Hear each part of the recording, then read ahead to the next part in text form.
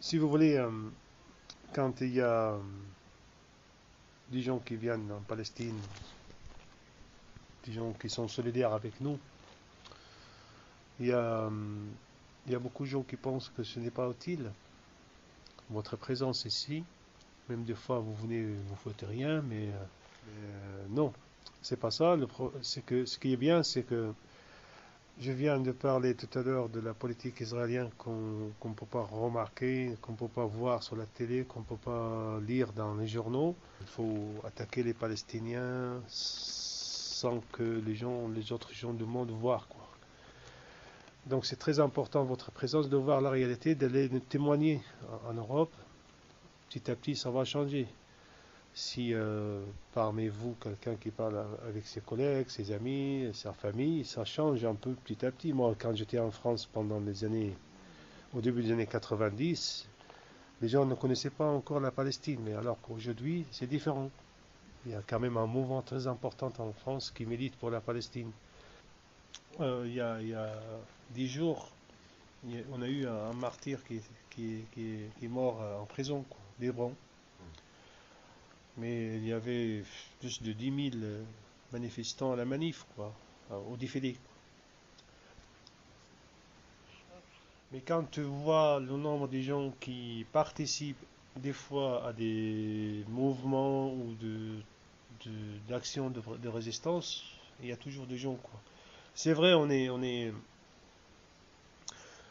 ils ont réussi, et surtout Fayad, à nous mettre dans cette piège. Les banquiers, la Banque mondiale, la politique de Banque mondiale, il faut prêter de l'argent à la banque pour pouvoir vivre, sinon on est dans le merde. Ils ont réussi à- à faire beaucoup de Palestiniens penser de cette façon-là. Donc il y a beaucoup de Palestiniens qui vont à la banque pour avoir de l'argent, et puis acheter sa belle voiture, construire sa belle maison, tout ça. Et, mais enfin, c'est aussi, il y a une forte majorité palestinienne qui voit qu'il faut toujours résister. Quand on est dans le parcelle, il y a des colons qui arrivent, qui attaquent, on se défend. Donc ces sentiments qu'ils ont essayé d'implanter dans notre cerveau, que la résistance sert à rien, ça a échoué, quoi. Ça n'a pas marché, quoi. On réussit. L'autre jour, j'étais dans un taxi, nous étions 7 dans un taxi, au checkpoint entre Hébron et Bethléem, un soldat nous arrête, et puis il commence à insulter les gens comme ça. Et j'ai vu que tout le monde est descendu sans organisation, voulait frapper le gars, quoi, le soldat, quoi. Et les autres armées sont venues, tout ça, quoi. Donc ces sentiments, on n'a pas toujours dans notre tête que les gens qui sont là, ce sont nos voisins, quoi. Et c'est ça, c'est que l'autorité des fois essaie de nous faire croire.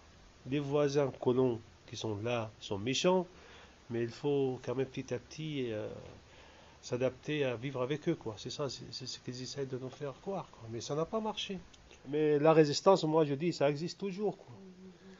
C'est vrai, ils ont aussi essayé de nous montrer la résistance, c'est soit tu tires des roquettes ou tu tires ta fusil ou rien. Alors, ça n'a pas marché non plus, quoi. On sait bien que la résistance existe plusieurs formes. Évidemment, l'effet d'aller cultiver sa parcelle, même si c'est dangereux, pour nous, c'est la résistance. Malheureusement, il y a des gens qui ont cette idée-là, quoi. Là, si on lance pas de cailloux, s'il n'y a pas de missiles, s'il n'y a pas de balles qui sortent, des machins comme ça y est, c'est pas la résistance. Non.